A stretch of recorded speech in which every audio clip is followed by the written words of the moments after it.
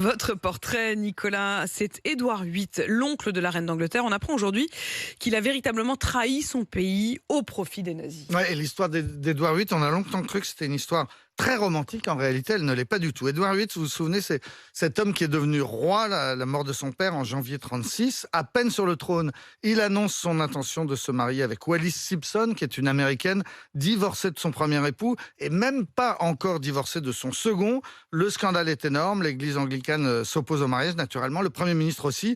Et le roi préfère abdiquer plutôt que de renoncer à son amour. Il s'exile en France où on lui offre une très belle maison dans le bois de Boulogne. Il y passera le reste de sa vie jusqu'à sa mort en 1972. Voilà donc pour l'aspect romantique de l'affaire, le roi qui a renoncé au trône plutôt qu'à sa fiancée. Sauf qu'en fait, on apprend aujourd'hui la face cachée du personnage. À vrai dire, on savait déjà qu'il avait des sympathies pour les nazis. Juste après son mariage, il était parti avec Wallis Simpson en 1937 en voyage de noces. Où ça? En Allemagne, où il avait été chaleureusement reçu par Adolf Hitler lui-même. Mais un documentaire diffusé hier soir en Angleterre révèle qu'il est allé en fait beaucoup plus loin. Le documentaire est titré « Le roi traître ».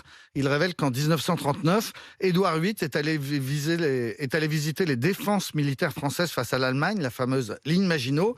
Et les Français lui ont ouvert les portes parce qu'il portait le titre honorifique de général dans l'armée anglaise, armée alliée. Sauf qu'après cette inspection, Édouard VIII a écrit un rapport sur les faiblesses défensives de l'armée française et il l'a fait parvenir à un de ses amis proches des nazis, une véritable trahison. Le documentaire révèle aussi que si les Allemands avaient réussi à battre l'Angleterre, leur plan c'était de replacer Édouard VIII sur le trône à la place de son frère et celui-ci aurait été d'accord pour redevenir roi. En réalité, l'oncle de l'actuelle reine n'était pas un personnage sympathique du tout.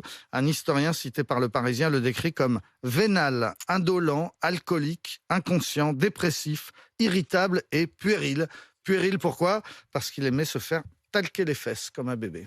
Talquer les fesses Oui, comme un bébé. c'était son truc. On a ce genre de détails. C'était son truc. Ça, le personnage. 6h55.